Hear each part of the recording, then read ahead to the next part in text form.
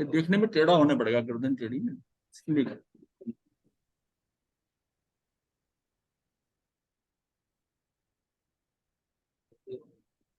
जी, मुक्ति के लिए भावों पर नियंत्रण करना होगा। तो ये कि सारा खेल जो है भावों का चल रहा है, तो उसके लिए हमारे अंदर भाव उठ रहे हैं, चाहे हम किसी को कहें नहीं, मतलब बोले नहीं, फिर भी अगर अंदर भाव उठ गया तो कर्म का बंध हो गया। या उसकी उसी समय अगर लगता है कि आपको ये गलत हो गया, उसकी आलोचना करें, तो उससे वो हट भी सकता है, डाइल्यूट भी हो सकता है, कम भी हो सकता है। ये डिपेंड करता है कि किन भावों से किया और किस भाव से आलोचना की। अब द्रव्य जो 6 द्रव्य है उसमें हमने जाना था कि 4 द्रव्य जो है निष्क्रिय द्रव्य है, कि कौन से? धर्म, अधर्म, आकाश और काल। ये निष्क्रिय है, यानी कि इनके अंदर कोई कार्य नहीं होता, ये पूरे फिटेड है वैसे के वैसे, इनका कुछ नहीं, और ये परिणामिक भाव में रहे। 2 द्रव्य जो हैं, जो जीव और जो पुद्गल है, इसके अंदर क्या है? ये स्वभाव में भी रहता है और विभाव में भी रहता है। वो चारों स्वभाव में ही रहती हैं, जैसा उनका स्वभाव है कि अगर धर्मास्तिक आया तो उसने गति के अंदर गति हेतुत्व है, स्थिति हेतुत्व है, बस वो काम अपने आप हो रहा है, ना वो प्रेरक है, ना कुछ करता है, ना वो सक्रिय है, हिल नहीं सकता, पूरे लोक में फिट है एज इट इज, उसमें कुछ भी मूवमेंट नहीं हो सकता। अब मूवमेंट इसमें है, मूवमेंट दो में है, जीव और पुत्र। अब बात आती है क्या जीव में इसमें क्रिया क्यों हो रही है? तो ये भी हमने जाना था कि उनकी क्रिया जो है सिर्फ भाव से होती है। चारों में जो स्वभाव में रहते हैं उनकी तो स्वभाव से ही होगी, तो वो भाव से ही होती है। इन दोनों में क्रिया जो है ना, वो क्रिया और भाव दोनों चलते हैं, क्रिया और भाव दोनों, पुद्गल में भी और इसमें भी। अब देखिए कि पुद्गल तो भाव कर नहीं सकता, भाव जीव करता है, लेकिन वो उससे प्रभावित होता है, हमारे भावों से आके लगते हैं ना, कर्म बंधते हैं, तो ये एक भाव करता है, एक भाव से प्रभावित हो रहा है। तो इसका मतलब अगर हमारे भावों से वो कर्म आके जुड़ रहे हैं तो वो भी भाव से और क्रिया दोनों हो रहे हैं। अब बात आती है कि इनमें क्रिया कौन कर रहा है, क्रिया कैसे हो रही है? क्या जीव में क्रिया है? तो फिर यह है कि जीव में क्रिया नहीं है, जीव सिर्फ ऊर्ध्व गमन कर सकता है, वहां से उछल सकता है, क्रिया भी नहीं करता, गति भी नहीं करता। यहाँ है और सिद्ध शिला पे, सिद्ध शिला के ऊपर, सिद्ध क्षेत्र में, सिद्ध शिला भी नहीं कहेंगे, सिद्ध क्षेत्र में, वहां सीधा पहुंच गया। गति तो होता है जब ट्रेवल करता है, ट्रेवल नहीं, ये तो उछलता है और वहां गया, समझो ये गया। तो ये तो उन्होंने बताया कि अरिंड की फली होती है, उसका बीज जैसे होता है, जब वो फली फटती है तो बीज उछलता है। तो इसको उछलना मतलब है कि यहाँ से 7 राज्यों का डिस्टेंस जो है वो, यहाँ से लोग से मनुष्य जो है जब सिद्ध होता है तो सीधा उछल कर वहां जाता है। तो ये इसकी गति है, लेकिन जीव यहाँ गति करता है, उसका कारण क्या है? अगर उद्गमन करता है, वो गति करता है कार्बन शरीर के कारण, नाम कर्म के कारण। उसमें गति कहाँ जाना है, कैसे जाना है, वो क्या है? इसका मतलब पुद्गल के कारण ये गति कर, जीव जो है पुद्गल के कारण। तो फिर पुद्गल कैसे कर रहा है गति? पुद्गल भी तो गति कर रहा है ना, वो भी तो आ रहा है। पुद्गल करता काल के कारण, पुद्गल के अंदर काल के कारण गति हो रही है। काल से जो उसमें परिवर्तन हो रहा है, मिलना बिछुड़ना, मिलना बिछुड़ना, वो जो षटगुण द्रव्य जो हानि होती है, हानि और वृद्धि हो रही है, उसके कारण उसका बैलेंस बदल रहा है।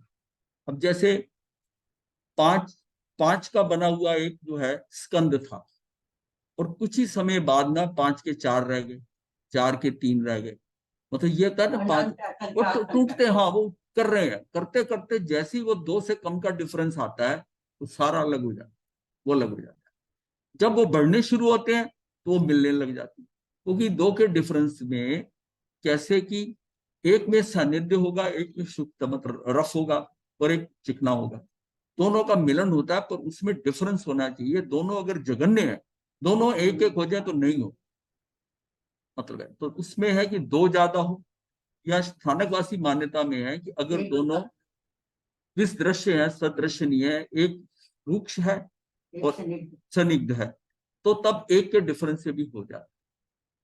और दोनों ही रुक्ष है, अगर दोनों है तो कम से कम 2 का डिफरेंस ही, अगर ये एक है तो वो 3 होना चाहिए, तब वो संबंध बन सकता है।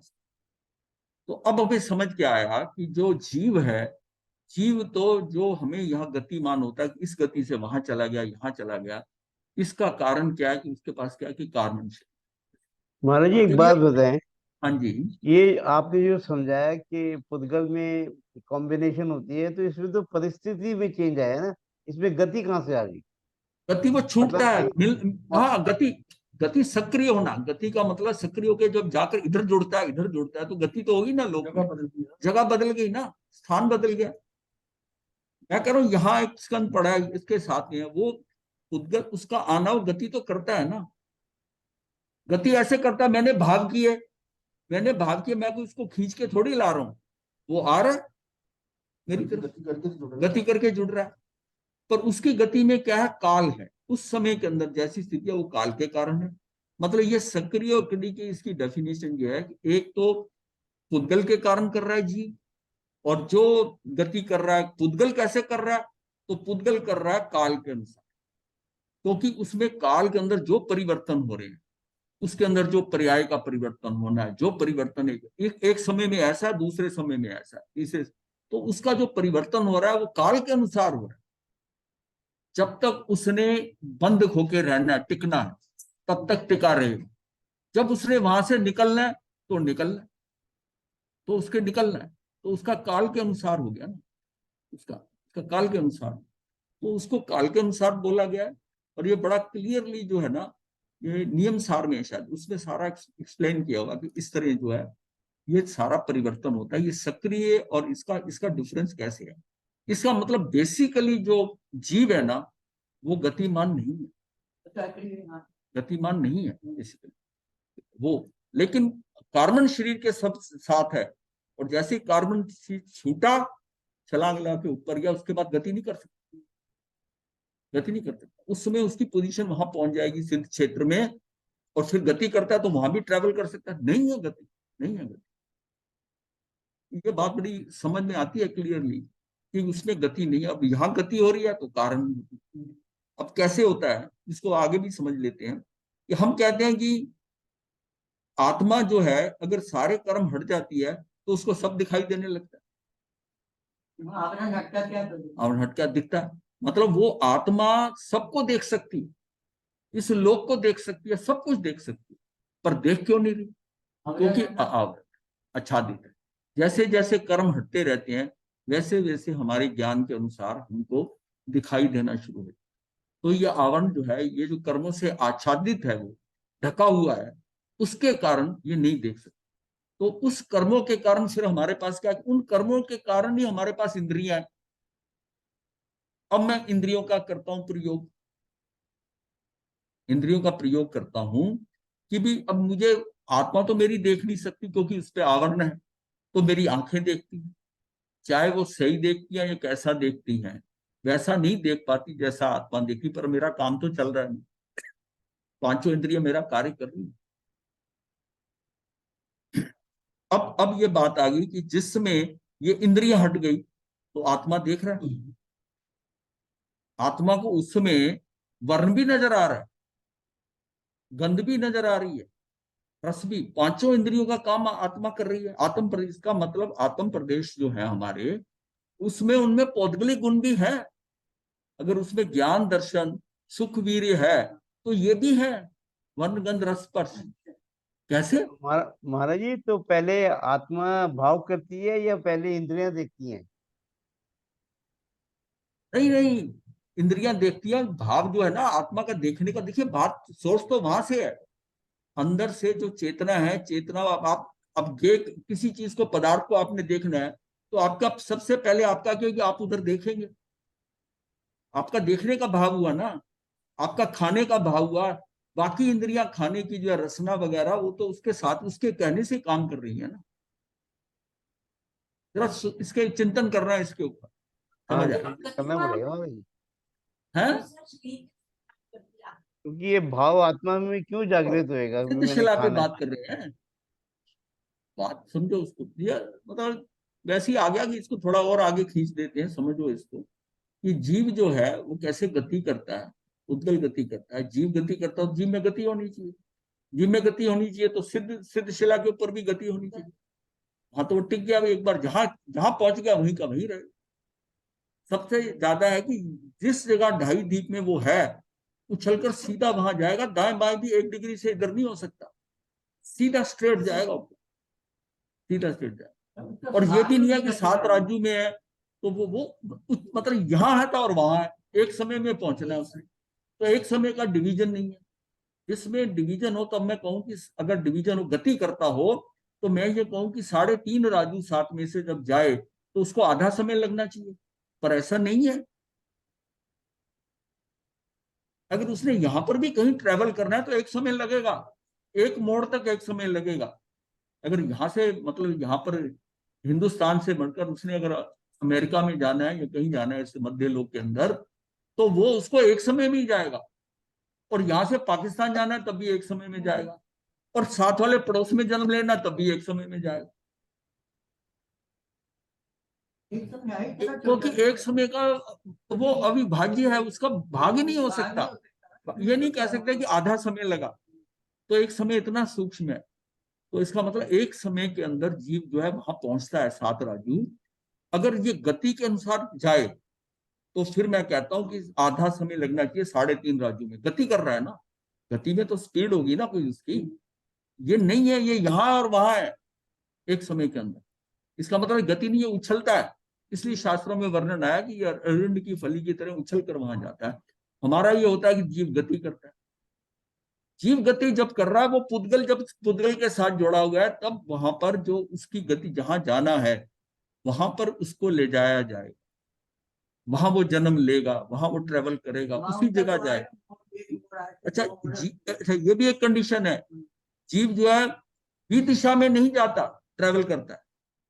जीव सिर्फ 6 दिशाओं में, 4 तो पूर्व उत्तर पश्चिम ये सारा आ गया, और एक ऊपर या नीचे, लेकिन बीच में जो 20 दिशाएं हैं वो 45 डिग्री के एंगल पे उस पर नहीं जाएगा। इसीलिए मोड़ ज्यादा है, इसलिए मोड़ होते हैं।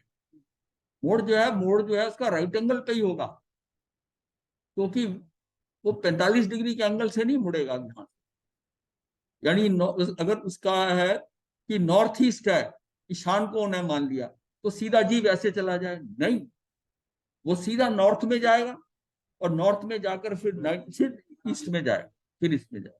ये बिल्कुल क्लियरली मेंशन किया, इसीलिए ये मोड़ आ रहा, वरना पूरा लोक एक है, वहां से यहां तक जाना है तो डायगनली जा सकता है एक समय में। जब 7 राजू ट्रेवल करता है इस कॉर्नर से, यानी नरकों में सबसे नीचे नरक में हो इधर, और उसको फिर एक लोक करके, और उसको कहाँ जाना है, ऊपर जाकर सूक्ष्म शरीर बनना है मान लिया, या कहीं पर पैदा होना है। सूक्ष्म शरीर बनेगा नहीं वो, वैसे मतलब ये इसको समझने के लिए कि वो ऐसे एंगल से जा सकता है, लेकिन नहीं ऐसा होता, वो ट्रेवल कर, वो साइड से पहले बिल्कुल राइट सीधा आएगा, सेम सरल रेखा में, यानी 180 डिग्री में, फिर 90 डिग्री में, और उसका जो मूवमेंट होगी वो त्रसनाड़ी में है, फिर सीधा त्रसनाड़ी में ऊपर जाएगा, फिर जहां तक जाना है वहां से जाकर पहुंचकर फिर वो दाएं बाएं मुड़ेगा।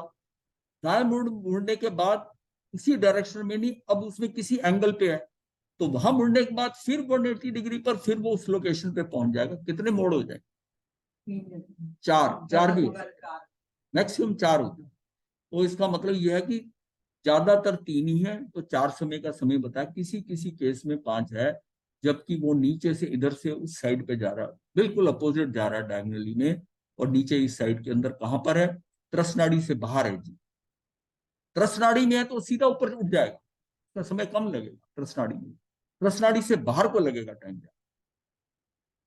चलिए इसमें मतलब इसमें धीरे धीरे आपको समझ आ जाएगी ये बात कि ये कैसे। महाराज जी एक बात बताएं, हाँ जब जी। हम कहते हैं कि जीव के दृष्टि पे और ज्ञान में आवरण है, तो उसमें ऐसी इच्छा क्यों पैदा होगी कि मुझे कुछ खाना है या कुछ देखना है, ताकि इंद्रियों को वो उत्तेजित कर सके? ये जो मेरा कहने उसके, आप मेरा मतलब मैं समझ पाए, आपको समझा पाए हाँ मैं? हाँ समझ रहे हैं वो जो, अब इस देन पे जाइए, अब आप संज्ञा पे जाइए, संस्कार पे जाइए। कर्मों के कारण मेरी आहार संज्ञा है, मेरा भाव खाने का हो रहा है, मेरा आहार संज्ञा, ये संज्ञा जब तक खत्म नहीं होगी, मेरे अज्ञान के कारण मेरे अंदर है कि मैं भोजन करूं, मैं डर रहा हूं, ये सारा चलेगा। मुझे अनंत ज्ञान तब होगा जब मेरा आहार संज्ञा खत्म हो जाए। आहार की संज्ञा खत्म। जिस बच्चे को, ये ध्यान, दोनों को लिंक करने के लिए ध्यान रखो कि जिस बच्चे का पढ़ाई में मन लग रहा है, वो टेबल पे बैठा पढ़ रहा है, माता आकर पास में दूध का गिलास रख गई और आधे घंटे बाद आई तो दूध का गिलास वैसे ही पड़ा था, वो अपना करे जा रहा है। वो कहती मैं ठंडा हो गया दूध, मैं तेरे लिए दूध रख के गई, उसको पता ही नहीं, उसको पता नहीं मतलब। और अगर उसका पढ़ाई में ध्यान नहीं लग रहा तो पहले वो गिलास को उठाएगा और पहले बिल्कुल। दूध पिएगा। उसको खाने का भी ध्यान नहीं रहता कि इतना अंदर हो जाता। ये है ज्ञान के अंदर, ज्ञान के अंदर कितना रस है। वाचस्पति थे, ग्रंथ लिख रहे थे, भामती, वो उस वो उनकी उनकी शादी हो गई। शादी के बाद वो जो है ना, उसी टाइम उनको आइडिया, वो लिखना शुरू कर दिया। 12 साल तक लिखते रहे, 12 साल तक लिखते रहे। और वो आती थी, खाने की थाली रख जाती थी, थाली उठा के ले जाती थी, दीपक जला देती थी, सब कुछ करती थी, और वो लिखते गए 12 साल में ग्रंथ पूरा हुआ। अब ग्रंथ पूरा हुआ तो वो वहां उससे निकले, उसमें से निकले, तो ये मेरे कमरे में स्त्री क्या कर रही है, मेरे कमरे। तो उसको कहा भी तुम कौन, कि देखो ना उसके तो पैरों के नीचे से जमीन निकल जाएगी। बोले मैं आपकी पत्नी। फिर ध्यान रिकलेक्ट किया, हाँ शादी, तो तुमने कभी बताया ही नहीं। तो बोली कभी समय नहीं, आप अपने काम में लगे थे, मैं थाली रख जाती थी, आप ऐसा था। 7 साल में ऐसा हो गया। उसी के नाम पे, उसका नाम भामती था, उसी के नाम पर वो ग्रंथ लिख दिया। इसको कहते हैं कि ज्ञानी, मैं तो दूध का गिलास बताया ना पढ़ने वाले, वो कितना रत थे उस ज्ञान के अंदर कि उनको ये नहीं पता कि खाना मुझे वरुण, कौन दे रहा है, कौन लेके जा रहा है। ये हमारे यहाँ वर्णन आता है इसका, वाचस्पति। हाँ जी। तो ये सारा क्या है कि हम कितना, जिसमें हम अपने में मस्त हैं, ज्ञान है, स्वाध्याय कर रहे हैं, कोई बोला, कुछ नहीं सुना ही नहीं, आपने देखा ही नहीं, आपकी सारी पूरी कंसंट्रेशन, एकाग्रता कहाँ लगी, वहां लगी ज्ञान। तो ज्ञान के अंदर हम अलर्ट होते, जितना ज्ञान जो है ना, ज्ञान क्या, अच्छा इसका सिस्टम क्या है कि हमारा क्षेपक्षम कितना हुआ है, उस व्यक्ति का क्षेपक्षम, या कि उसका ज्ञान इस लेवल क्या है कि उसका ज्ञान, जो कर्मों का आवरण है, ज्ञानावरणी कर्म का, बहुत हल्का सा रह गया है। वो उतना उसमें उस ज्ञान के अंदर धस जाता है, ज्ञानता इतनी नहीं है, और उसका बाहर अटेंशन जा ही नहीं रही। फिर इसमें यह कि क्षेपक्षम ज्ञान जब तक है, वो अंतर मूर्त से ज्यादा टिक नहीं सकता एक गेट। ये भी एक कंडीशन है। ये प्रवचन सार की मेरे ख्याल 172वीं है कि अगर अगर किसी का क्षेपक्षम ज्ञान है, मतलब शाही ज्ञान नहीं हुआ, वो अंतर मूर्त से ज्यादा किसी चीज के ऊपर लगातार देख नहीं सकता। इसका मतलब अपने स्वरूप में भी नहीं देख सकते। इसका मतलब अंदर स्वरूप में देखने का जो समय है, वो मेरे आवरण के अनुसार है।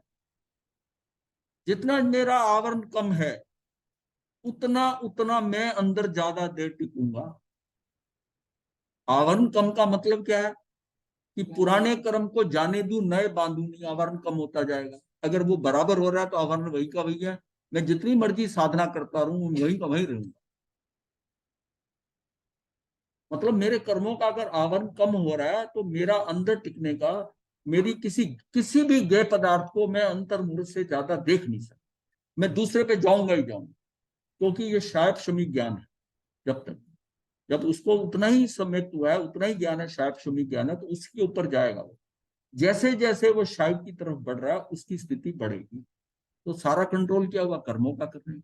कर्म किस लिए बन रहे हैं, मोह राग द्वेष से बन रहे हैं। क्या मेरा मोह कम हो रहा है, मेरा राग द्वेष कम हो रहा है, तो मेरा कर्मों का आगमन कम। ये पूरा एक कॉम्प्लेक्स सिस्टम है। आपको समझना होगा कि मेरे अंदर से राग द्वेष निकले, मेरे अंदर से मोह निकले, मेरे नवीन कर्म बंधे नहीं, पुराने आए तो मैं रिएक्ट ना करूं, और करते करते मेरे स्टोर में से माल कम होता जाए।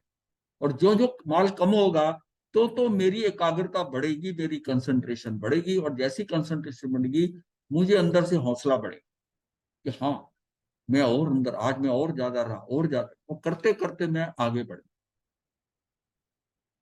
अभी क्या कि हताशता हो जाती है, क्या हमने इतना ध्यान किया, हमने ये किया, मेरा लगता नहीं है, होती है ना बात कई बार। तो ये ऐसा नहीं होता, क्यों नहीं हो रहा है, इसलिए हो रहा है कि आप वहीं के वहीं टिके हुए। जो चीज हमको पढ़ते हुए आज समझ में नहीं आई या सुनकर आज समझ में नहीं आई, और कुछ कुछ दिनों बाद वही चीज बात करी, फट से समझ में आ गई। उस दिन से अब तक में आपके ज्ञान पर आवरण कुछ कम हुआ, आपकी स्टेज थोड़ी बेटर हो गई, ये समझ में आ गई, आज समझ में आ गई। उसको यहां से समझो कि जब आप तीसरी चौथी में पढ़ते थे, प्रश्न आता था, नहीं होता था। जब आप पांचवी छठी में गए तो आप तो इतना आसान लग रहा कि अच्छा इस पे हम अटके हुए थे, तो आप आगे बढ़ गए नॉलेज। तो जो जो हम ज्ञान में आगे बढ़ते जाएंगे, हमारी स्थिति उतनी बेटर होती जाएगी। और ये बड़ी प्रोग्रेसिव स्टेज है, ये बहुत क्रमशः इतना बढ़ता है, कंटिन्यूअसली हमको करते जाना है, करते जाना है। अब जिसने बीच बीच में ये क्लासेस सुनी है उसको नहीं है, और जिसने लगातार ये 370 हो गई या जितनी क्लासेस हैं उसमें, जैसे विपिन जी इन्होंने कल करी में, कल एक आध कोई मिस की होगी, नहीं तो नहीं किया, तो उसमें क्या कंटिन्यूटी बनी, तो हर रोज ऐड होता क्या ज्ञान में। तो अब जो बातें पहली बार थी वो क्यों समझ में अब आ रही, समझ में आ रही है ना, तो यही सारा। तो हमें खेल क्या है कि ये खेला, मेरी आत्मा तो सब कुछ देख सकती है पर ये आवरण देखने नहीं देते। तो आवरण देखने नहीं देता तो आवरण कम हो, आवरण कैसे कम हो कि नए कर्म बांधू नहीं और पुराने आए तो इसके लिए तो बस बड़ी सीधी सी इक्वेशन समझ आ जाएगी।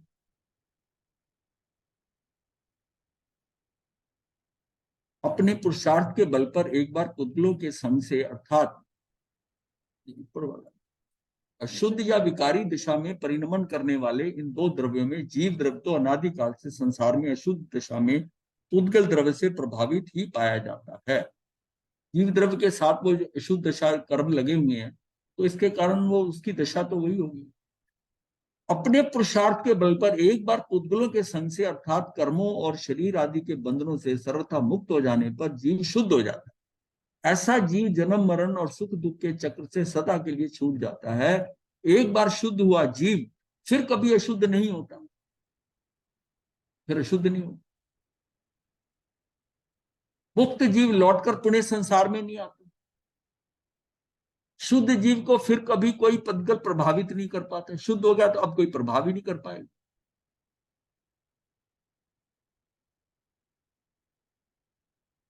इसलिए ऐसे जीव की शुद्ध परिणति सदा के लिए सुनिश्चित हो जाती है। मतलब एक बार वो शुद्ध हुआ तो उसकी सदा के लिए वो उसकी परिणति, उसका परिणाम वो शुद्ध हो गया, वो सुनिश्चित हो जाता। किंतु पुद्गल बार बार अशुद्ध से शुद्ध, शुद्ध से अशुद्ध होता रहे। ये दोनों में बेसिक डिफरेंस। हम एक बार शुद्ध हो गए पूर्णतः तो हम अशुद्ध नहीं हो सकते।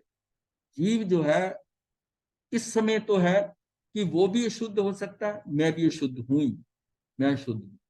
शुद्ध ये दोनों है, मैं धीरे धीरे शुद्ध होता होता एक बार शुद्ध हो गया, पूर्ण शुद्ध हो गया, तो मैं अशुद्ध नहीं हो सकता, मैं नहीं हूं। यानी एक बार सिद्ध शिला के ऊपर सिद्ध क्षेत्र में चला गया, वहां से आ नहीं सकता, तो अशुद्ध नहीं हो सकता। पुद्गल जो है ये बार बार शुद्ध अशुद्ध होता है, ये शुद्ध भी होता है। उसका शुद्ध क्या है, परमाणु। परमाणु है तो वो शुद्ध है, वो स्वभाव में। और जैसे उसका स्कंद बना वो विभाव में। तो ये सारा जो है ना स्वभाव में है। जब प्रदेश उदय के केस में हमने देखा था ना कि व्यंजन पर्याय को देखा, तो व्यंजन पर्याय बनती है, और उसमें जो पर्याय जो लगातार बनती, एक समय की पर्याय है और एक ज्यादा समय की पर्याय। व्यंजन पर्याय जो है हमारी प्रदेशत्व गुण के कारण, और अर्थ पर्याय क्या है, वो स्वाभाविक है, एक समय की अर्थ पर्याय। वो जो पर्याय मेरे अंदर बन रही है उससे मेरा कंट्रोल नहीं है, एक एक समय की, उसको हम कहते हैं अर्थ पर्याय। उसमें मैं एक समय को जानता नहीं, मेरा कंट्रोल नहीं, मेरे में परिवर्तन हो रहा है। लेकिन मैंने एक चीज को मॉडिफाई कर दिया, बनाया है, व्यंजन पर्याय अपना उपयोग लगा के बनाया है, वो एक समय की नहीं है, वो बहुत समय की है। जब टूटेगी फूटेगी, जब वो खराब होगी तब हो जाएगी, वो व्यंजन पर्याय। ये शरीर जो है ना, ये जो है मेरी व्यंजन पर्याय है। हाँ, लेकिन जो मेरे भाव चल रहे हैं, भाव है वो अब अर्थ पर्याय है अंदर जो, वो अर्थ पर्याय। तो अर्थ पर्याय भी हमने पीछे करा था, अर्थ पर्याय व्यंजन पर्याय ये भी समझना है। जीव की शुद्ध परिणति सदा के लिए सुनिश्चित हो जाती है, किंतु पुद्गल बार बार अशुद्ध से शुद्ध, शुद्ध से अशुद्ध होता रहता है। अनेक परमाणुओं का मिलकर एक हो जाना पुद्गल की शुद्ध दशा कहलाती है। अशुद्ध हो गया वो तो परमाणु, क्योंकि वो उसके साथ मिल गया जाकर दूसरे के साथ, अशुद्ध हो गया।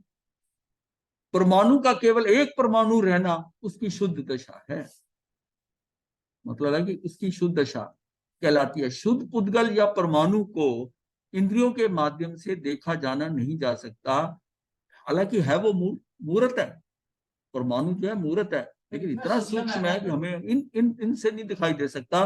आत्मा जब देखने लग जाए पूर्णतः केवली वो देख सकता है उससे, वो आत्मा इतनी सूक्ष्म है कि उसको देख सकती है, आंखें नहीं देख सकती। आंखें जो है बहुत स्थूल को देखती हैं, ये इंद्रियां जितनी भी मिली है सारी स्थूल है, काफी स्थूल है। शुद्ध पुद्गल या परमाणु को इंद्रियों के माध्यम से देखा जाना नहीं जा सकता। जीव एवं पुद्गल इन दो द्रव्यों की विकारी या अशुद्ध परिणमन का नाम संसार है।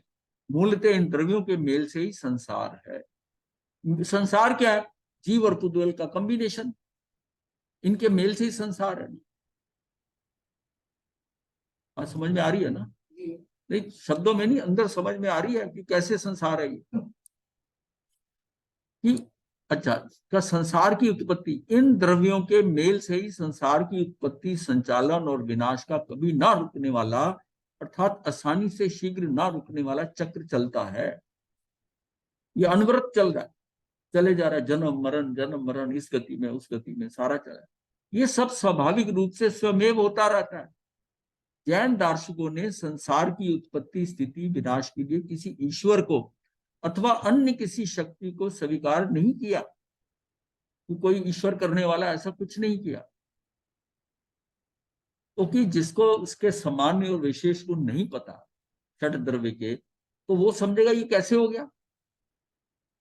देखिए वो मान्यता ये नहीं आएगा कि ये कैसे हुआ कि गुलाब का फूल गुलाबी है, उसकी सुगंध अलग है, उसकी शेप अलग है, और ये गेंदे का फूल इसकी स्मेल अलग है, इसका रंग अलग है, इस पत्ते का एक डिजाइन अलग है।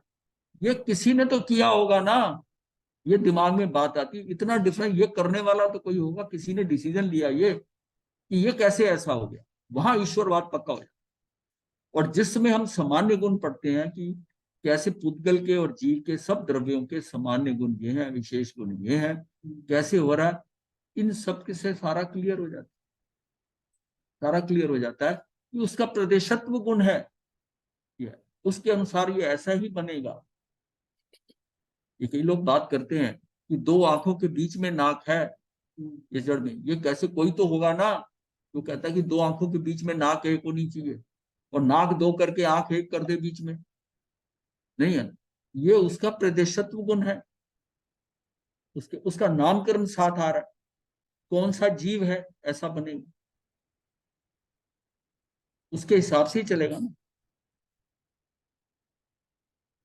मतलब देखिए उस जो जीव के अंदर कितना डाटा मौजूद है, कि अगर वो रहीनो बन रहा है यानी कि गैंडा बन रहा है, तो उसके नाक के ऊपर सींग आ जाएगा, बाकी सबके नहीं आता। घोड़े और गधे के कान आंखों के ऊपर है, हमारे साइड पे, ज्यादातर लोगों के आंखों के साइड पे। पर जब गधा और घोड़ा बनता है तो उसके कान आंखों के ऊपर है। किसी ईश्वर को अथवा अन्य किसी शक्ति को स्वीकार नहीं किया। जीव की ये परावलंबन रहित स्वाधीनता जैन दर्शन की विशेषता है। ये जीव किसी, मतलब ये स्वतंत्र है, सारा डेटा उसके पास है, कोई करने वाला है नहीं है। ये जैन दर्शन की विशेषता, स्वाधीन है, किसी के ऊपर डिपेंड कोई उसको थोड़ी करेगा, वो उस सब उसके अंदर है। वो पर का अवलंबन रहित है, किसी का उसको आलंबन नहीं चाहिए, किसी की डायरेक्शन नहीं चाहिए, निर्देशन नहीं चाहिए। वो जैसा बन रहा ठीक है, स्वतः बन रहा। क्योंकि हम जब ये जानते हैं एक तरफ दूसरे में दखल ही नहीं दे सकता, तो अगर ईश्वर हो भी तो वो भी दखल नहीं दे सकता। जब एक तरफ दूसरे, तो अगर वो दखल ही नहीं दे सकता तो उसकी जरूरत ही क्या है। मतलब ये पक्का, ये जो है ना भाव कभी आता है कि ईश्वर नहीं है, ये बात बड़ी क्लियरली, जितनी क्लियरली जैन धर्म ने बताई है किसी धर्म में नहीं। और इसलिए जैन धर्म को कई बार इनको जो है ना नास्तिक कह देते, नास्तिक कह देते, ये नास्तिकों का धर्म है। तो ईश्वर में नहीं मानते, भाई घर नहीं चलता किसी घर के मेन मेंबर से, कंपनी नहीं चलती उसके सीईओ के बिना। तो ये कैसे सब कुछ चल रहा है, संसार सारा चल रहा है, इसका कोई सीईओ होगा ना, तो ये भावना जो है वो ईश्वरवाद को पुष्ट करती है, ये पक्का करती है। अपने को ये सबसे पहले अंदर से ईश्वरवाद निकालना। मैं खुद पूरा स्वतंत्र संपन्न हूं, मैं, मेरे में जो परिवर्तन हो रहा है, जो हो रहा है, वो मेरी अपनी शक्ति के कारण, अपने सामर्थ्य के कारण हो रहा है। मैं ना किसी में कर सकता हूं, ना कोई मेरे में कर सकता, ना किसी को मैं दुखी कर सकता हूं, ना किसी को सुखी कर सकता हूं, ना कोई मुझे सुखी दुखी कर सकता। ये बात बड़ी क्लियरली सिद्धांततः अंदर बैठ जानी, तब जाकर इधर से ईश्वरवाद भी निकल गया, तब अंदर उसके अपना कॉन्फिडेंस बिल्डअप होगा। अब रही बात कि मेरी फिर प्रॉब्लम क्यों हो रही है, मेरी प्रॉब्लम हो रही है कि मेरे अंदर मिथ्यात्व है, अज्ञानता है, अदर्शन है। मिथ्यात्व के साथ फिर आगे चलता है आवृत्ति है, प्रमाद है, विषय है, योग है, ये सारे मलिनता इसमें आ गई है। अब इसमें से एक एक में से अगर निकल जाता है, ये पांचों को कंट्रोल कर ले, तो देखिए काम हो गया। मोह राग द्वेष सारे खत्म होंगे, विषय कंट्रोल ही होगी, तो वहां से जीव की क्या शुद्धिकरण होगी। तो खेल किसका हुआ, मोह यानी कि दर्शन, दर्शन का हो गया, और राग द्वेष मतलब चरित्र मोहनी, और कर्म बनता है मोहनी कर्म से, तो उसमें दर्शन मोहनी है, चरित्र मोहनी है, ये कहो या मोह राग द्वेष कह दो, सारा खेल यही, सारा खेल यही।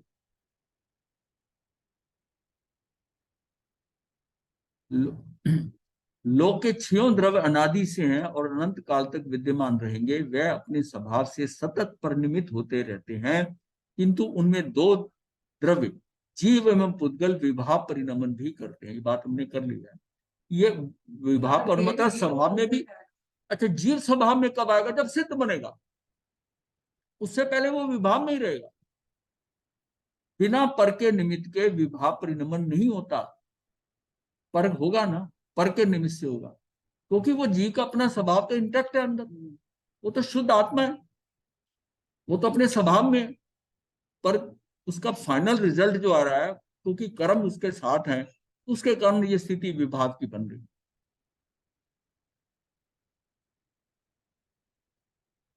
मतलब देखिए स्वभाव विभाव को समझिए ना, कि जैसे मैं विभाव में गया, मैं क्रोधित हो गया, इसने मुझे ऐसा कैसे कह दिया, थोड़ा गर्मी हुई, और 2 4 5 मिनट के बाद ही अपने क्यों स्वभाव में आ गया। जैसे स्वभाव में आ रहा, उसको रियलाइज हो रहा है तुझे करने की क्या जरूरत थी, तूने क्यों किया, तुझे ऐसा करने की क्या आवश्यकता थी कि उसके साथ ऐसा करे, वहां से वापस होता है। इसका मतलब है कि उसमें उसमें चूक क्यों हुई है, वो विभाव में, विभाव में। इसलिए ये जो राग द्वेष जो है ना, ये कर्म ना, ये जीव को दोषी नहीं माना, इसका भी दोष उसी पे ही है जिसके कारण मैं विभाव में गया, क्योंकि वैसे मैं शुद्ध हूं। तो ये बात तो केवल ये समझ में मतलब आ, इसमें ये जो दोष आप ना जीव को दे रहे हैं महाराज, तो क्या नीति को करेंगे फिर? नहीं नहीं, जीव को क्यों, वो पुद्गल नहीं के जीव, कारण हो रहा है। नहीं मैं कह रहा हूँ जीव को जब आप दोषी नहीं ठहरा रहे, तो हाँ, फिर इसका मतलब नीति दोषी हुई। नहीं नीति की बात नहीं आएगी क्यों इसमें, नहीं आएगी महाराज? जब आप तक जब विभाग में पुद्गल है। जाएंगे तो वो सरकमस्टांस भी तो वैसे ही बनेंगे ना, कुछ हाँ तो होगा। हाँ, नहीं नहीं, फिर पुरुषार्थ कहाँ रहा, वो नीति तो वो है कि वो सिचुएशन क्रिएट हुई, निमित्त आ गया, आपके कर्मों के कारण निमित्त आ गया। अब आप चाहो तो अब वैसा ना करो, नहीं तो ऐसे कभी मुक्त नहीं होंगे फिर। अगर तो सारी चीजों की कॉम्बिनेशन है हमारे ये फिर। सारी हम वो 5 समाय इकट्ठे होंगे ना, हाँ अब पांच समझ गया। समाय 5 समाय इकट्ठे होंगे। मतलब इस तरह, मतलब ये इसको इस ढंग से समझे, क्योंकि यहाँ कि जिस समय कर्म के कारण मैं विभाग में गया हूँ, विभाग के कारण जो है वो घटना घट रही है, घट गई, और मान लिया मैं समझ नहीं घटता, मैं रिएक्शन नहीं करता, तो मेरा पुरुषार्थ हो गया ना, गया। मैंने रिएक्शन नहीं किया। मुझे पता है ये गलत कह रहा है, मुझे कह रहा है, पर मैंने कहा छोड़ो, अपने को मेरा मेरा कर्म बंध जाए। मैं अगर पाप भीरू बन गया, मुझे कर्मों से डर लगने लग गया, वो डर बैठ गया अंदर, तो मैं बचाव करता रहूंगा। सिचुएशन आएंगी ऐसी कि वो भड़काएंगी, कुछ लोग भी कहेंगे, तो उसके 4 जवाब दे, इसको ऐसा कर दे, ठीक कर दे, तो सही मैं है। कर्म क्यों मान। मैं तो मुसाफिर हूं। अब जैसे कोई कहता है ना ये डब्बे ठीक नहीं है, कंपार्टमेंट का टॉयलेट रेल का भी ये ठीक नहीं है, वो अपना गुजारा करके आ जाते, कहता अपने को क्या लेना देना है, और मेरा तो स्टेशन आने वाला है, मैं इस चक्कर में मैं इसकी रिपोर्ट करूं, ये करूं, मुझे क्या लेना, मैं कोई परमानेंट इस गाड़ी में ट्रेवल करना है।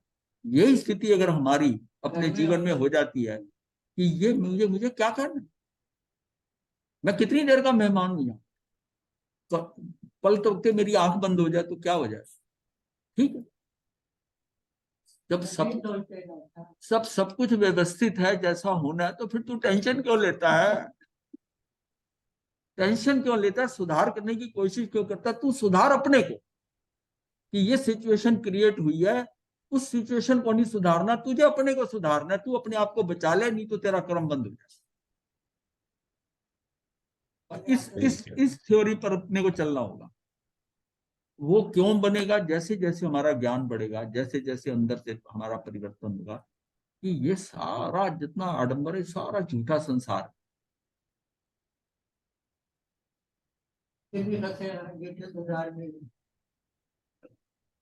बिना पर के निमित्त के विवाह परिणमन नहीं होता। सभी द्रव्यों में प्रति समय उत्पत्ति और विनाश होते हुए भी उनकी सत्ता कभी नष्ट नहीं होती। कोई ध्रुवता है, ध्रुवता है, नष्ट नहीं होती। और वो क्योंकि द्रव्य सत्य है, उसका अस्तित्व रहेगा ही रहेगा, द्रव्य का अस्तित्व खत्म नहीं होता। हाँ, तो द्रव्यों का ये सतत परिणमन ही उनका भाव है, द्रव्यों का, और भाव ही परिणाम है। इस प्रकार सभी चेतन और चेतन द्रव्य भाववंत अर्थात भावों से प्रभावित होते हैं। चेतन तो प्रभावित होते होता है, अचेतन भी प्रभावित हमारे भाव, अचेतन भी प्रभावित। कहाँ उपजते हैं भाव, कहाँ उपजते हैं, ये बात है। जिस प्रकार समुद्र का स्वभाव निस्तरंग यानी कि बिना लहर के, निस्तरंग जो है, जिस प्रकार समुद्र का स्वभाव निस्तरंगता है, परंतु वायु के वेग में उसमें तरंगे उठती रहती हैं, समुद्र कभी शांत नहीं रह पाता, इसी प्रकार आत्मा में चेतना का निस्तरंग अवस्था उसका स्वभाव है, परंतु कर्म के अनवरत उदय प्रवाह के कारण वह चेतना निरंतर तरंगवत होती रहती है। उस चेतना के अंदर लहरें आती रहती हैं, कर्म, ये कर्म का उदय आया, कभी तेज उछाल मारती है, कभी हल्की हल्की लहरें आती हैं, तो निरंतर तरंगवत होती रहती है, पूरी तरह निस्तरंग यानी कि शांत परिणति कभी होने होने ही नहीं पाती। जैसी तरंगें वायु के निमित्त से उठती हैं और पर वायु में नहीं उठती, मतलब पर वायु में, ये पर दूसरा है, ये पर वायु में नहीं उठती, तरंगें लहरें सदा जल में उठती हैं, जल ही तिरंगों का उपादान द्रव्य होता है। उसी प्रकार कर्मों के निमित्त से होने वाले चेतना के ये सारे भाव कर्मों में नहीं होते, जीव की चेतना ही इनका उपादान है।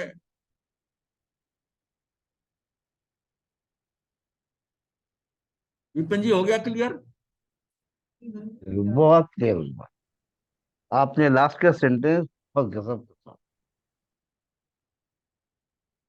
इसी प्रकार कर्मों के निमित्त से होने वाले चेतना के ये सारे भाव कर्मों में नहीं होते। जो भाव हो रहे हैं हमारे, वो कर्मों में थोड़ी हो रहे हैं, सभी भावों का उसका उपादान, वो परिवर्तन उपादान में होना है। तो भावों का उपादान कारण आत्मा या जीव की चेतना ही है, चेतना ही है उसमें है। कर्म तो मात्र निमित्त है उसमें, जब बाहर को तो आप निमित्त समझते हो ना, अब अंदर का सिस्टम समझो, कर्म सिर्फ निमित्त है। तूने अपना भाव अंदर ऊपर आत्मा का उपादान संभालना है, वो निमित्त आ रहे हैं। अब धीरे धीरे मेरी अज्ञानता हटती है, दर्शन हटता है मेरे अंदर से, दर्शन मुनि हटेगा, श्रद्धा बढ़ी, करते करते करते मेरा अंदर से हिलना जो ना, मैं धीरे अंदर से और स्वभाव में और स्वभाव, कोई इतनी सी बात से भड़क उठता है, कोई बहुत ज्यादा से नहीं बढ़ता, किसी को फर्क नहीं पड़ता। सभी भावों का उपादान कारण आत्मा या जीव की चेतना है, कर्म तो मात्र निमित्त है, इसलिए इन भावों को जीव का स्वयं तत्व कहा गया है। इस प्रकार हम ये कह सकते हैं कि परिणामिक भाव आत्मा का गुण है, तथा औपशमिक, शायिक, शायपशमिक और औदिक ये सभी भाव उस गुण की पर्याय हैं। परिणामिक भाव है और बाकी जो है ना वो पर्याय है, औपशमिक, शायिक, शायपशमिक और औदिक। परिणमन एक शक्ति है जो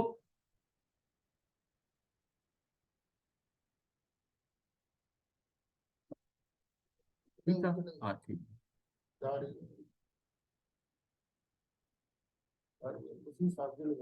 हाँ। परिणमन एक शक्ति है जो कर्म की अपेक्षा से इन चारों रूपों में व्यक्त होती है। मुक्त दशा में यह शक्ति जब कर्म निरपेक्ष अपने शुद्ध या स्वाभाविक रूप में परिणमित होती है, तब उसे शुद्ध परिणामिक भाव या परम परिणामिक भाव कहा जाता है। शुद्ध परिणामी और परम परिणामिक भाव होता है जब सिद्ध होते हैं ना, तब हम उसको कहते थे परम परिणामिक भाव। क्योंकि उसके अंदर क्या है, उसमें भव्यतव्यता और अभव्यतव्यता से, अभव्यतव्यता जो दो ये होते हैं, उनमें से एक होता है भव्यतव्यता। अब वो सिद्ध हो गया तो ये निकल जाएगा भव्यतव्यता, और अस्तित्व रह जाएगा। अब उसने कहा भवित, कहाँ और जाना है, तो ये उसको कई जगह ये परम कह भी देते हैं। वैसे वो शुद्ध परिणामिक भाव, परिणामिक भाव तो जीव में अभी भी है, जिसमें वो कर्मों से संबंधित नहीं है, वो परिणामिक भाव है। और परिणामिक भाव के अनुसार ये 6 द्रव्यों में से 4 का परिणामिक भाव है, और 2 का जो है ना वो परिणमन जो होता है कैसा होता है, वो कभी शायद क्षमिक है, कभी औदिक है। कर्मों के अनुसार उसकी स्थिति बदल रही है, वो डिफरेंट वैरायटी है जीव के अंदर। अब मैंने कहा था ना कि कभी लहर हल्की आती है, कभी लहर बहुत तेज आती है, कभी बहुत उछाल देके आती है। वो कैसे है, वो मेरे भाव है। उस समय की स्थिति के अनुसार मेरी कौन सी स्थिति बन रही है। उदय कर्म आया जैसा, उसमें उदय में कितना उसमें उछाल आना है, कितना आना है, वो बताएगा। और फिर मेरा कंट्रोल बढ़ता है तो मैं उसको उपशम कर देता हूँ, कई बार मैं उपशम नहीं कर पाता। वो सारी मेरी इन भावों की स्थिति। 8 कर्मों में भावों का वर्गीकरण। कुल कर्म 8 हैं। इनमें से जो कर्म जीव के आश्रित रहने वाले गुणों, जीव के आश्रित रहने वाले गुण कौन से हैं, ज्ञान, दर्शन, सुख और वीर, ये 4 जो हैं, ये जीव के जो है, इसको हम ये कहते हैं ना कि जैसे भाव, भाव जो है हमारा वो कहाँ है, तो यहाँ पर रहता है ज्ञान, दर्शन, सुख और वीर, इसके अंदर है। हाँ, तो इन गुणों को आत्मा का घात करते हैं, उन्हें घाती कर्म कहा गया है। अब जो इनका घात करते हैं, इन 4 गुणों का घात करें, मेरे ज्ञान का, दर्शन का, सुख का, वीर का, वो घाती कर्म। उन्हीं के हिसाब से इनका नाम रखा गया घाती का, कि ये मेरी आत्मा के ये गुण है। तो जो है ये जो मेरे भाव है ना, द्रव्यतन, ये जो भाव है मेरे, ये ज्ञान, दर्शन, सुख, वीर, इसका वो आवरण के कारण, इसके कारण ये जैसा काम कर रहा है, ये घाती कर्म कहा गया। इसका आवरण करना, जिसने ज्ञान को ढका वो ज्ञानावरणी कर्म, जिसने दर्शन को ढका वो दर्शनावरणी, जिसने सुख को ढका वो मोहनीय कर्म, और जिसने मेरे वीर को वो अंतराय। उनके नाम चारों ढकने के कारण उनके नाम हो गए। परंतु वेदनीय साता साता गोत्र और नाम, ये जो है ना नाम और आयुष के कारण होते हैं, जो यानी ये क्या है, ये अघाती कर्म हो गए, उन्हें अघाती कर्म कहा जाता है। यद्यपि साता साता के निमित्त से जीव के परिणाम प्रभावित होते हैं, परंतु मूल रूप से साता साता में ऐसा करने की शक्ति नहीं है, उसे वह शक्ति मोहनीय कर्म से मिलती है। इसलिए साता साता कर्म की गणना घाती कर्मों में ना करके उनके जनक वेदनी कर्म को घाती कर्मों के वर्ग में गिना गया है। इस बात को आप समझे,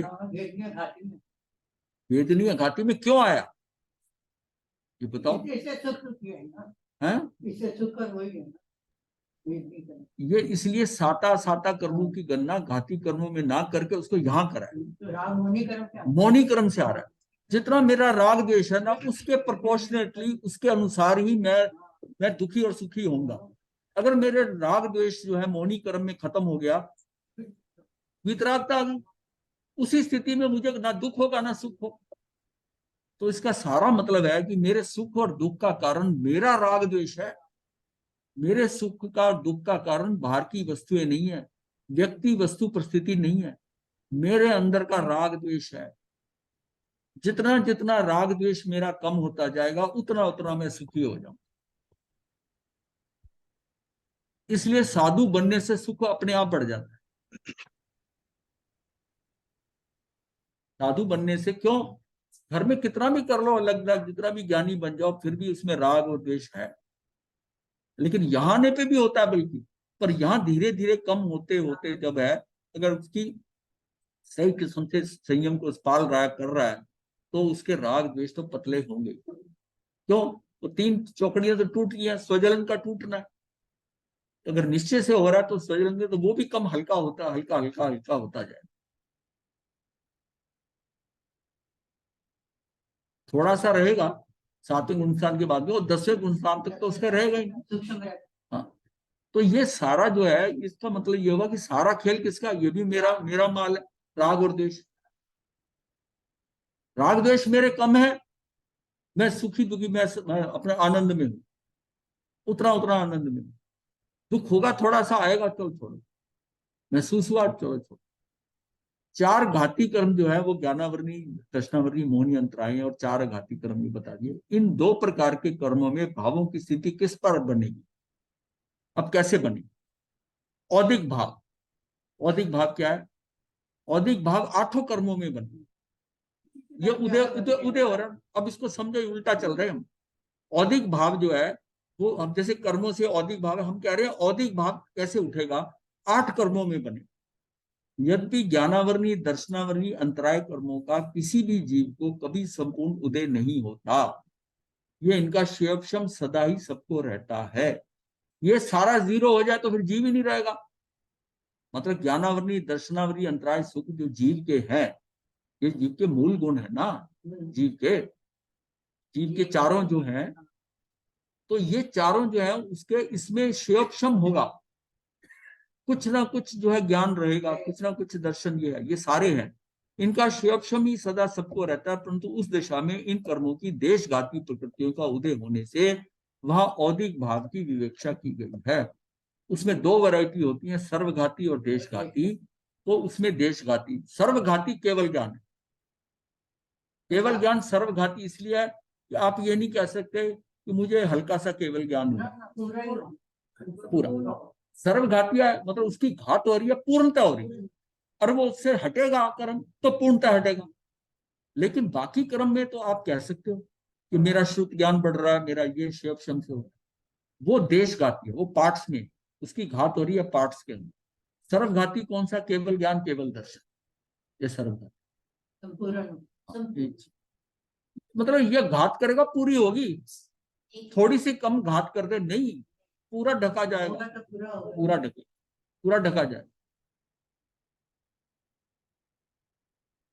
परंतु उस दशा में इन कर्मों की देशघाती प्रकृति का उदय होने से वहां औदिक भाव की विवक्षा की है। केवल्य प्राप्ति के पूर्व तक जीव को केवल ज्ञानावरणी और केवल दर्शनावरणी प्रकृतियों का सतत उदय रहता है। केवल ज्ञान से पूर्व, यानी हाँ, पहले तक। तो उसमें क्या है, केवल ज्ञानावरणी, दर्शनावरणी प्रकृति का उदय रहता है। इनका क्षेपशम होता नहीं है, सीधा क्षय होता है, सीधा क्षय होता है।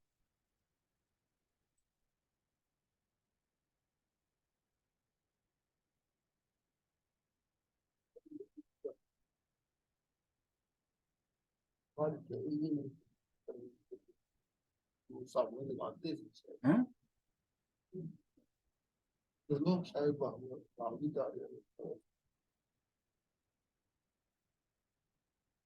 यहाँ से करिए।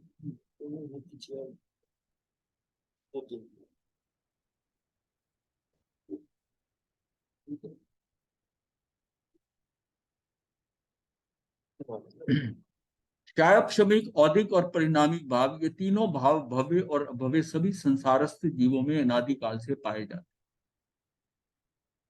क्षायक, क्षमिक, औदिक और, इसका हमने ना एक डायग्राम दिखाया था, डायग्राम है इसमें कि नहीं, ऐसे बताया था। ये हॉरिजॉन्टल लाइन है, उसके एक साइड में, लेफ्ट साइड के ऊपर समझो औदिक भाव है, बीच में क्षायक, क्षमिक भाव है, और परिणामिक भाव, ये हॉरिजॉन्टल लाइन में है। ये तीन भाव जो हैं, ये तीन भाव भव्य और भव्य सभी के सबके जो संसारस्थ जीव हैं, संसारस्थ जीव के पाए जाते हैं। औपशमिक और शायिक भाव केवल भव्य जीवों को प्राप्त होते हैं। औपशमिक भाव प्राप्त होने पर केवल अंतर्मुहूर्ति रहता है कि उसके बाद वो नियम से छूट जाता है। औपशमिक भाव सिर्फ अंतर्मुहूर्त तक का, उसके बाद छूट जाता है। औपशमिक भाव आएगा उसका, केवल उसके अंदर सम्यक दर्शन होने लगेगा और वो छूटेगा, वो अंतर्मुहूर्त रहता है, अंतर्मुहूर्त रहता है। औपशमिक भाव प्राप्त होने पर केवल अंतर्मुहूर्त रहता है, इसके बाद वो नियम से छूट जाता है, किंतु बाद में पुनः भी प्राप्त हो सकता है। उपशम सम्यक एक मनुष्य के भव में 2 बार से अधिक नहीं, और समस्त भवों में 5 बार ही शायद सम्यक एक बार ही आती है। मतलब है कि ये सारा डिटेल आ गई हमारे पास कि उपशम जो है एक भव में 2 बार होता है और टोटल सारे भवों में 5 बार से ज्यादा नहीं है। इसका मतलब है सम्यक दर्शन प्राप्त करने के लिए जब आप पहले मिथ्यात्व से उठ गए, दूसरा गुण स्थान वापसी का है, उसको चढ़ने का है नहीं, तीसरे पे आए, तीसरे के ऊपर भी मिश्र के ऊपर वही जीव जाता है जो कि नीचे से पहले गिरा हुआ हो। एक बार सम्यक दर्शन होने के बाद में उसका सम्यक दर्शन चला गया और दूसरे गुण स्थान से नीचे आ गया हो, वो तीसरे पे आ सकता है, तीसरे पे आ सकता है। ये सीधा पहले से चौथे पे जाएगा। चौथे पे जाने से पहले उसको उसमें उपशम भाव मिलेगा, क्योंकि उसको जो सम्यक दर्शन होगा औपशमिक, वो कब होगा? जब उपशम भाव। उसके कर्म सारे हैं, लेकिन मौनी कर्म का उपशम करना, मौनी कर्म उपशम करने से उसका नवीन कर्म का उदय नहीं होगा, शायद जागृत नहीं होंगे, इस समय उसको सम्यक दर्शन हो जाए। अब वो फिर है कि दर्शन मौनी के 3 हिस्से होते हैं, ये बताया हुआ है, तो उसमें गिरता है तो किधर वो रहेगा? अंतर्मुहूर्त। अंतर्मुहूर्त में उसकी अपनी कैपेसिटी पे डिपेंड करता है कि कितना अंतर्मुहूर्त बढ़ा है, यानी 48 मिनट में या 45 मिनट है या 46 मिनट है, या सिर्फ 5-6 मिनट का, 5-6 मिनट का है। कितने कर्म थे, उनकी धुलाई होनी शुरू हो गई, वो साफ होने शुरू हो गए उस दौरान के अंदर। तो मिथ्यात्व में, मिश्र में और सम्यक की 3 कैटेगरी, मतलब अशुद्ध, अर्धशुद्ध और शुद्ध, ये कैटेगरी बन गई। अगर मुझे लंबा समय यहां मिल गया उपशम का, तो मेरे जो क्या अर्धशुद्ध भी खत्म हो जाएंगे, अशुद्ध भी खत्म हो जाएगा, मैं शुद्ध में आ गया, और वहां से मैं गिरा शुद्ध से, तो मेरा सम्यक दर्शन कंटिन्यू रहेगा, शायद शमिक सम्यक दर्शन।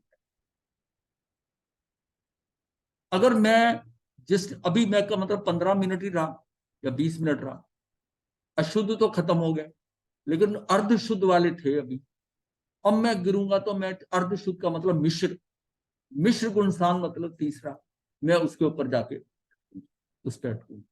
और अगर शुरू में ही हो गया तो अभी अशुद्ध पे ही हो गया, तो दूसरे गुण स्थान से जाकर पहले पे गिर जाऊं, ये स्थिति है। पर एक बार सम्यक दर्शन ऐसा होने पर एक तो बात, आप भवी हो, और नीचे भविष्य में बहुत जल्दी मुक्त होने वाले, क्योंकि सम्यक दर्शन आपका, आपने स्पर्श कर लिया, और पहला स्पर्श जो है वो औपशमिक जो है ना, उपशम सम्यक दर्शन से हो, औपशमिक सम्यक दर्शन।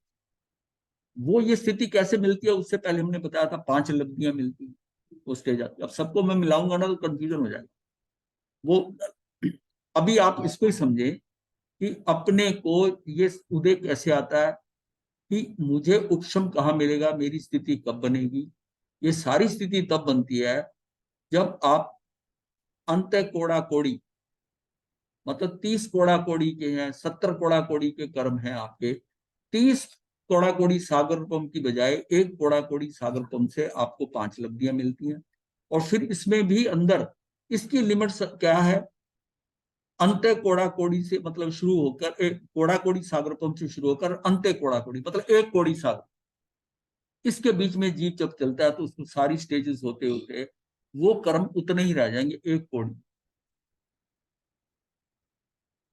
तो ये इसको कहते हैं अंत्य कोड़ा। इसका मतलब अब उस जीव के कर्म जो है ना, 1 कोड़ा कोड़ी सागर पंप से ज्यादा नहीं बनेंगे, चाहे सम्यक दर्शन गिर भी जाए, 1 कोड़ा कोड़ी सागर। इसलिए कहा जाता है कि अर्धपुद्गल परावर्तन में घिसा पिटा भी होगा ना, अर्धपुद्गल परावर्तन में तो निकल ही जाए, उससे ज्यादा समय नहीं होगा। जिसका मुक्ति का जो है अर्धपुद्गल परावर्तन से कम भाव रह जाता, मतलब समय रह जाता है, सम्यक दर्शन उसी को होगा, सम्यक दर्शन उसी को होगा, उसका ज्यादा से ज्यादा मुक्ति का समय अर्धपुद्गल परावर्तन रहेगा।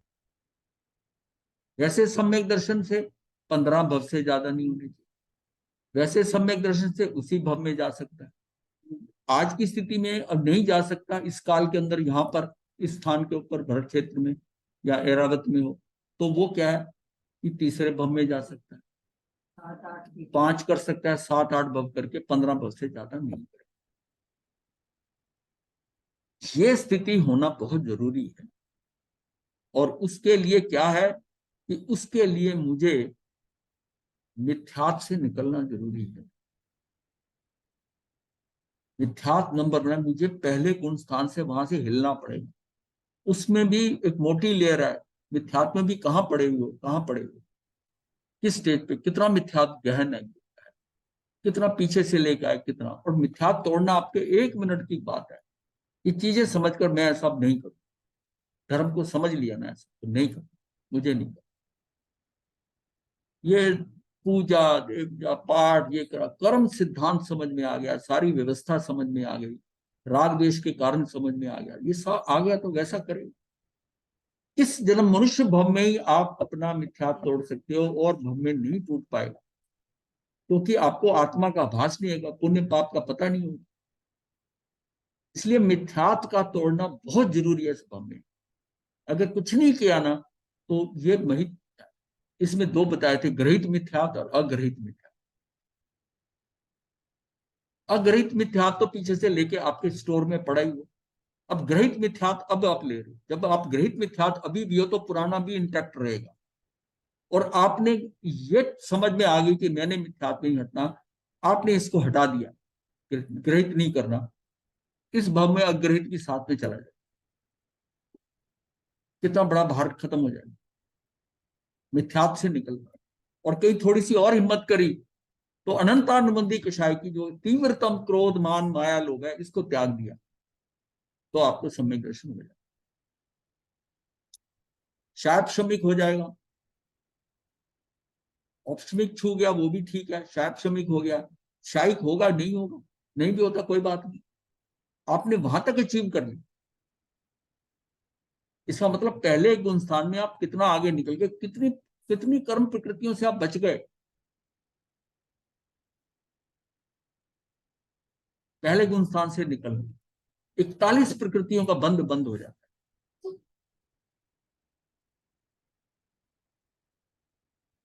मतलब अपने को करना क्या है, ये बात अंदर क्यों नहीं जा रही कि ये इस बात को लेना है कि मुझे राग द्वेष नहीं करना।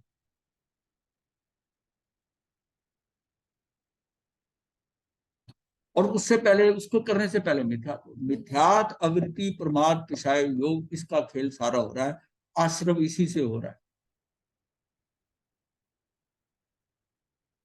और इसी का ही उल्टा संवर कर दोगे, इसी को उल्टा कर दोगे। मतलब सारे धर्म में ना वो लॉजिक का मूल पॉइंट समझना जरूरी है, बहुत लंबा चौड़ा नहीं है ये धर्म। उसको समझना है कि मैं कहां से शुरू हूं। नंबर 1 मिथ्यात, नंबर 2 पे राग, इससे जाना और कुछ करने की जरूरत है अपने आप को। तभी क्यों कहता हूं मैं कि सरल हो जाओ, सहज हो जाओ, सजग हो जाओ, बड़ा सहज करो।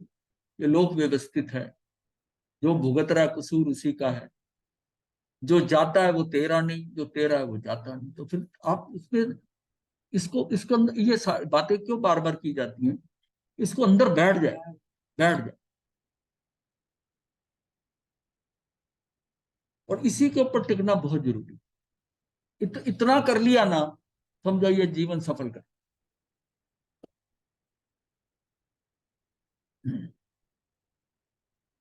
विपिन जी सोच में पड़ गए।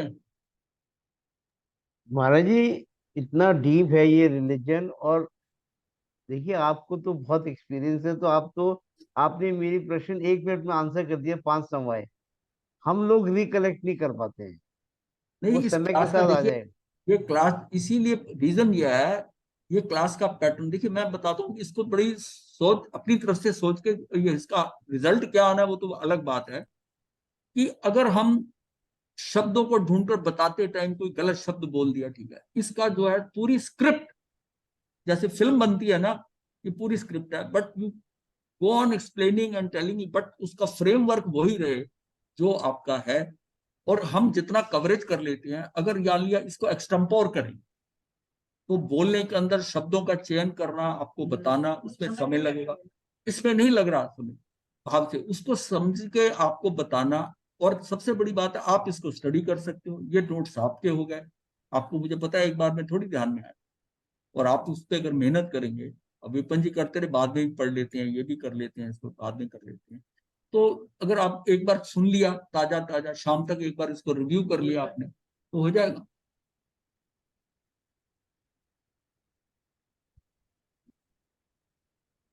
तो अपने को मतलब पूरा ये बना। मैं जहां तक आपको कह चुका हूं कि जैसे बिवेयर ऑफ डॉग्स होता है ना, गेट के ऊपर जिन्होंने कुत्ता पाला होता है, बिवेयर ऑफ मिथ्यात, ये किचन में लिख दो, बेडरूम में लिख के स्टिकर लगा दो, बिवेयर ऑफ मिथ्यात। आपका ध्यान जाए कि मुझे मिथ्यात में नहीं जाना, तो बार बार आपको कि मिथ्यात में नहीं। एक और लाइन ऐड कर दो, मुझे राग द्वेष नहीं करना। एक और लाइन ऐड कर, ये राग द्वेष नहीं करने, मिथ्यात में नहीं जाना। अपना मेन असाइनमेंट ये है। हम क्या कर रहे हैं, हम उस तप में लगेंगे बिना ज्ञान के। वो तप है, वो बाल तप है, वो पुण्य बांधेगा। ये सब करने के बाद में फिर तप करोगे, तो वो तप जो होगा ना, वो आप सही तरीके से सम्यक तप उसको कहते हैं, सम्यक तप होगा। तभी चौथे नंबर पर रखा है सम्यक ज्ञान, सम्यक दर्शन, सम्यक चरित्र, सम्यक।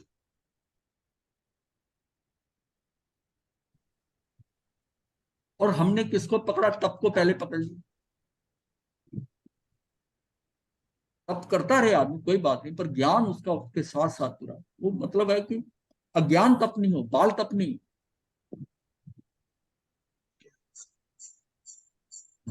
चलिए, मेरी बात से ये मत कहे कि तप नहीं करना है, आपने जिसने लेना पहचान करा देते।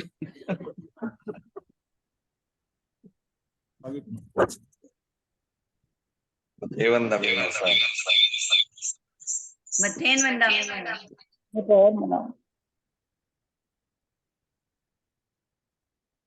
मथेन बंदा आसना करवा देना महाराज। हाँ जी, मथे वंदा में महाराज जी, वंदा में आता महाराज जी। हाँ जी,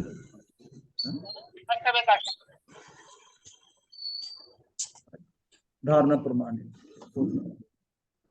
दोनों का है ना? करवा दीजिए। हाँ जी, नहीं करिए। देखिए, तप के साथ साथ ज्ञान भी, ये भी करिए। मतलब ये दोनों चीजें साथ चलेंगी, खाली तप से नहीं है, खाली तप से नहीं है। गुरुदेव, ज्ञान से ही तप हो रहा है। हाँ, नहीं नहीं, वही होना चाहिए। नहीं, ना पड़ेगा। नितिन जी चाहो तो अब नाम बदल दो, नितिन जी को स्पेयर कर दो। नहीं, वो उनके हाथ में है महाराज, मेरे अच्छा, हाथ में उनके कुछ हाथ नहीं। में है। हाँ, हम तो स्टूडेंट्स हैं, प्रिंसिपल आपने उनको उन्होंने बनाया ना। उन्होंने भार सारा आप पे डाला हुआ है। बस, नाम हमारा, काम तुम्हारा। क्योंकि इससे ये होगा, जो लोग नए क्लास में कभी कभी जुड़ते हैं ना, वो आपको नितिन जी कहने लग जाएंगे।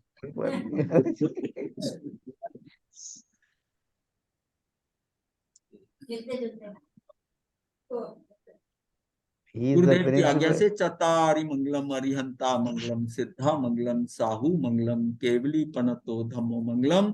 चतारि लुगुत्मा, अरिहंता लुगुत्मा, सिद्धा लुगुत्मा, साहू लुगुत्मा, केवली पनतो धम्मो लुगुत्मो। चतारि शरणम पवज्जामि, अरिहंते शरणम पवज्जामि, सिद्धे शरणम पवज्जामि, साहू शरणम पवज्जामि, केवली पनतम धम्मम शरणम पवज्जामि। ये चार शरणे दुख हरने, और न शरणा कोई, जो भक्तरानी करे आचरण। मथे वंदा बोलते हैं। मथी वंदा